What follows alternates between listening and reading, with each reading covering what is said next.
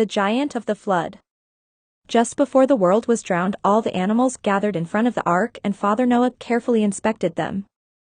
"All ye that lie down shall enter and be saved from the deluge that is about to destroy the world," he said. "Ye that stand cannot enter." Then the various creatures began to march forward into the Arkansas. Father Noah watched them closely. He seemed troubled. "I wonder," he said to himself, "how I shall obtain a unicorn, and how I shall get it into the Arkansas." "I can bring thee a unicorn, Father Noah," he heard in a voice of thunder, and turning round he saw the giant, Og. "But thou must agree to save me, too, from the flood." "Begone," cried Noah. "Thou art a demon, not a human being. I can have no dealings with thee." "Pity me," whined the giant. "See how my figure is shrinking.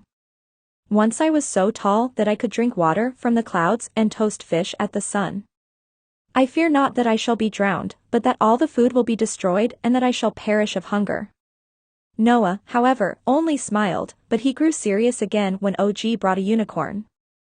It was as big as a mountain, although the giant said it was the smallest he could find. It lay down in front of the ark, and Noah saw by that action that he must save it. For some time he was puzzled what to do, but at last a bright idea struck him. He attached the huge beast to the ark by a rope fastened to its horns so that it could swim alongside and be fed.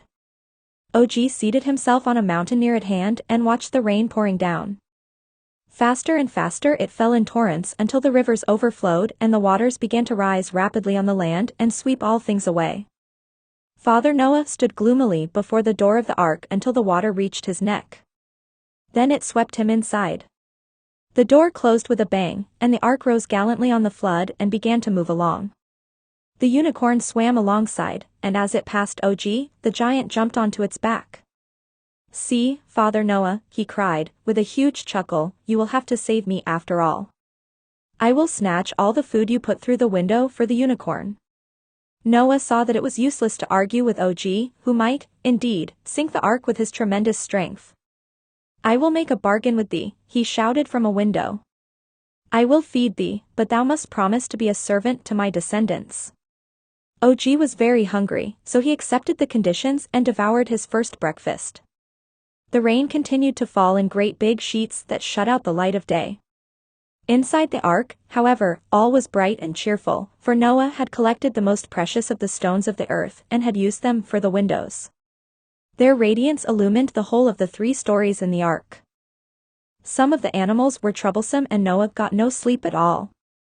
The lion had a bad attack of fever. In a corner a bird slept the whole of the time. This was the phoenix. "Wake up," said Noah one day. "It is feeding time." "Thank you," returned the bird. "I saw thou wert busy, Father Noah, so I would not trouble thee." "Thou art a good bird," said Noah, much touched, "therefore thou shalt never die." One day the rain ceased, the clouds rolled away and the sun shone brilliantly again.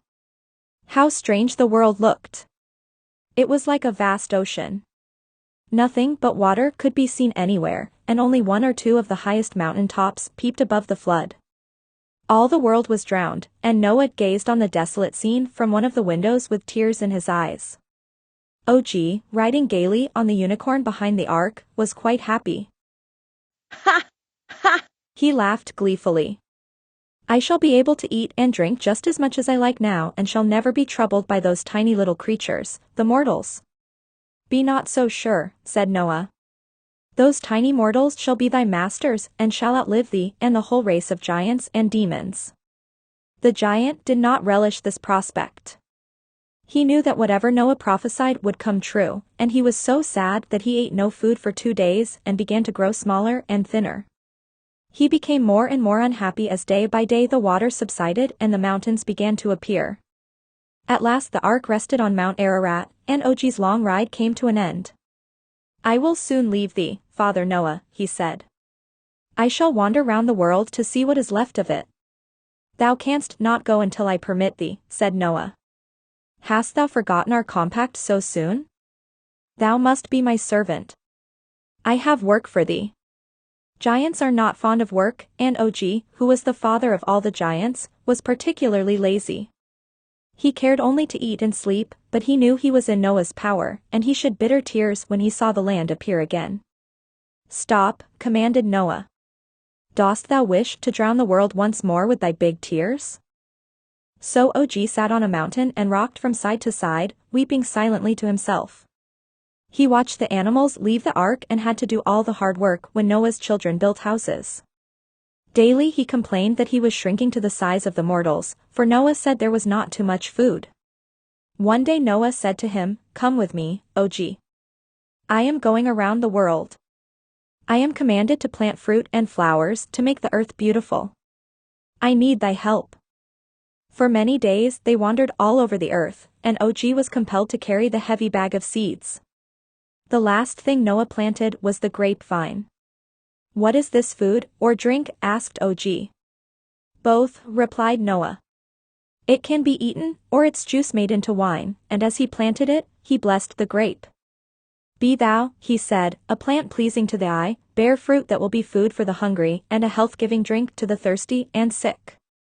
Og grunted. "I will offer up sacrifice to this wonderful fruit," he said. "May I not do so now that our labors are over?" Noah agreed, and the giant brought a sheep, a lion, a pig and a monkey. First, he slaughtered the sheep, then the lion. "When a man shall taste but a few drops of the wine," he said, "he shall be as harmless as a sheep. When he takes a little more, he shall be as strong as a lion." Then Og began to dance around the plant, and he killed the pig and the monkey. Noah was very much surprised. "I am giving thy descendants 2 extra blessings," said Og, chuckling.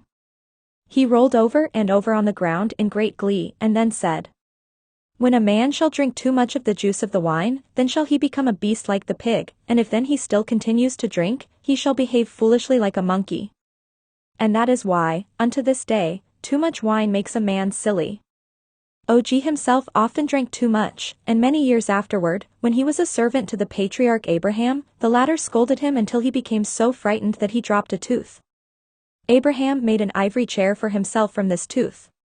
Afterwards Og became king of Bashan, but he forgot his compact with Noah, and instead of helping the Israelites to obtain Canaan, he opposed them. "I will kill them all with one blow," he declared. Exerting all his enormous strength, he uprooted a mountain, and raising it high above his head, he prepared to drop it on the camp of the Israelites and crush it. But a wonderful thing happened. The mountain was full of grasshoppers and ants who had bored millions of tiny holes in it.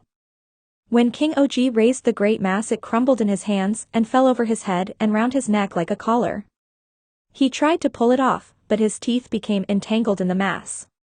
As he danced about in rage and pain, Moses, the leader of the Israelites, approached him. Moses was a tiny man compared with Og. He was only 10 ells high, and he carried with him a sword of the same length. With a mighty effort he jumped 10 ells into the air, and raising the sword, he managed to strike the giant on the ankle and wound him mortally. Thus, after many years, did the terrible giant of the flood perish for breaking his word to Father Noah.